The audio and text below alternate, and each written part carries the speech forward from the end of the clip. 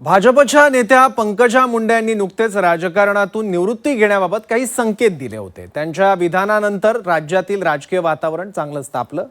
आता यावर काँग्रेस नेते विजय वडेट्टीवार यांनी पंकजा मुंडेंना मोठी ऑफर दिली आहे। राजकारणातून निवृत्त होण्याऐवजी भाजपमधून बाहेर पडा, आम्ही त्यांना महाराष्ट्राची पहिली ओबीसी मुख्यमंत्री करण्यासाठी पूर्ण साथ देऊ अशी थेट आणि खुली ऑफरच वडेट्टीवार यांनी दिली आहे।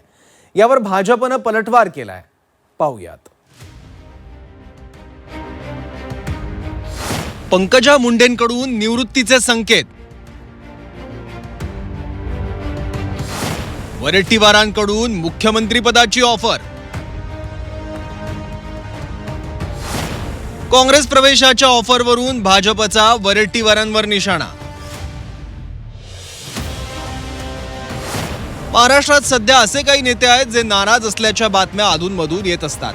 त्यापैकीच एक नेत्या म्हणजे पंकजा मुंडे। मंत्रिपद मिळाल्यापासून त्यांची नाराजी उघड तरी कुठल्याही गोष्टीवरून दिसली नाही, पण काल एका कार्यक्रमात बोलताना त्यांनी थेट राजकारणातून रिटायर्ड होण्याबाबतचं वक्तव्य केल्यानं अनेकांच्या भुवया उंचावल्यात। बीड परळी महामार्गावरील खड्ड्यांमुळे त्यांनी थेट निवृत्तीची भाषा केली, तर जरांगे पाटलांनी यावरून धनंजय मुंडेंवरच निशाणा साधलाय। पण पंकजा मुंडे जर रिटायर झाल्या तर सगळा समाज धनंजय मुंडे जेलमध्ये टाकेल असा आरोप जरांगेंनी केला। सगळा रस्ता होता ते तोडलाय, आता नॅशनल हायवे सुरू झाला। 2 लेनचा बनत चालला होता, आता 6 लेनचा रस्ता, 4 लेनचा रस्ता, इतकं खोदून ठेवलं होतं। कडकड करत मी इथपर्यंत आले आणि मी माझ्या प्रियला म्हणलं मला आलाय कंटाळा। वयाच्या 24व्या वर्षीपासून आता मी 47 पूर्ण झाले, 48 वर लागलो, म्हणजे 24 वर्ष झाले याच रस्त्यावर जवळपास 20 माणसं, ते सगळं कसं बदलायचं मला तर कंटाळा आलाय। रिटायर असं मी म्हणले, पण या कार्यक्रमात जेव्हा मी आले आणि तुम्हाला सगळ्यांचा उत्साह बघितला, दांड्यावरच्या गरीब घरामधल्या या चमकणाऱ्या डोळ्यांना मी जेव्हा बघितलं, तेव्हा वाटलं आपलं काम अजून संपलं नाहीये। मग तर हे सगळे जुने धुमाकूळ घालीत, वारसाच मोडा। मग त्यांनी आधी दिलेला त्रास ध्यानात ठेवा। मी हमेशा मीडियात सांगतो, ते कमीत कमी फक्त अहंकारी, याच्यासारखी खालच्या दर्जाची नाही। सगळा समाज मोडून टाकीन त्यांचा। त्याने जर कटळा आला म्हणून जर बाजूला गेलं ना, सगळा समाज मोडून टाकी। सगळ्या टोळ्या होत्या, अख्ख्या टोळ्या। जरांगेंनी धनंजय मुंडेंवर टीका करत का असेना, पण पंकजा मुंडेंनी समाजासाठी रिटायर होऊ नये असं म्हटलंय। तर दुसरीकडे काँग्रेसचे नेते विजय वडेट्टीवारांनी पंकजा मुंडेंना थेट काँग्रेसमध्ये येत महिला मुख्यमंत्री होण्याची ऑफर दिली आहे। आता मुख्यमंत्री होण्याबाबतची आपली महत्वाकांक्षा पंकजा मुंडेंनी मागे एकदा बोलून दाखवली होती। आता वडेट्टीवारांनी ते बरोबर हेरून पंकजा मुंडेंना ऑफर दिली। तर यावर ज्यांना स्वतःचे नगरसेवक सांभाळता आले नाहीत ते दुसऱ्यांना ऑफर देत आहेत असा टोला नवनाथ बन यांनी वडेट्टीवारांना लगावला। बिचाऱ्यांना जे या राज्यातील देशातील केवळ ओबीसीचं मत, पण ओबीसी नेतृत्वाला बाजूला सारण्याचं काम मुंडे साहेबांच्या पासून अन्याय सुरू झाला आहे। ते आज गेलेत बिचारे। त्यामुळे त्यांना असं वाटत असेल की आम्हाला न्याय मिळत नाही, कदाचित पक्षामध्ये आम्हाला आमच्या सगळ्या एवढ्या त्यागाला महत्त्व नाही, त्या उद्रेकातून ते म्हणाले असतील कदाचित।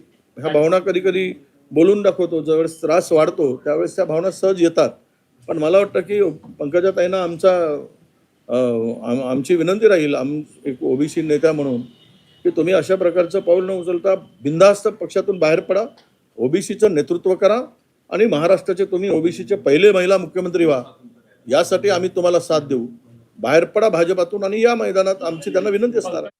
विजय वडेट्टीवार लिहून घ्या, तुम्ही देखील काँग्रेस सोडणार आहात, कारण तुमच्या नेतृत्वात चंद्रपुरात नगरसेवक टिकायला तयार नाहीत आणि तुम्ही पंकजाताईंना ऑफर करताय। पंकजाताई मुंडे ह्या गोपीनाथ मुंडे यांच्या कन्या आहेत, त्या संघर्ष कन्या आहेत। त्यांना भारतीय जनता पार्टी माहिती आहे आणि भारतीय जनता पार्टी पंकजाताई कधीही सोडणार नाहीत, कारण मुंडे साहेबांचा वारसा पंकजाताई मुंडेंकडे आहे। विजय वडेट्टीवार, तुमच्याकडे नेमका काय वारसा आहे? तुम्ही आधी कुठल्या पक्षामध्ये होता? आता काँग्रेसमध्ये जाऊन लुडबुड करताय आणि येणाऱ्या काही दिवसामध्ये विजय वडेट्टीवार देखील काँग्रेसला सोडचिठ्ठी देऊन दुसऱ्या पक्षामध्ये जातील। कारण साधे नगरसेवक विजय वडेट्टीवारांना सांभाळता येत नाहीत. त्यांनी पंकजाताईंना अशा पद्धतीच्या ऑफर देऊ नये. पंकजाताई मुंडे या विचारांवर चालणाऱ्या गोपीनाथ मुंडेंच्या वारसदार आहेत, हे विजय वडेट्टीवारांनी लक्षात ठेवावं. काँग्रेसमध्ये या आणि मुख्यमंत्री व्हा अशी थेट ऑफर वडेट्टीवारांनी पंकजा मुंडेंना दिली, पण त्यावरून भाजपने टीकेचे बाण त्यांच्यावर सोडले आहेत. आता आरोप प्रत्यारोपांचा भाग बाजूला ठेवला तरी पंकजा मुंडे सध्या पक्षात अस्वस्थ आहेत का? हीच अस्वस्थता या माध्यमातून त्यांनी बोलून दाखवली का, असे काही प्रश्न उपस्थित होत आहेत.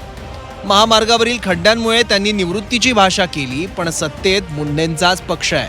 त्या स्वतः मंत्री आहेत, लोकप्रतिनिधी आहेत. मग त्यांना खरंच खड्ड्यांमुळे हतबल वाटतंय की राजकीय स्थितीमुळे? याचं उत्तर त्या स्वतःच देऊ शकतील. ब्युरो रिपोर्ट, झी 24 तास, मुंबई.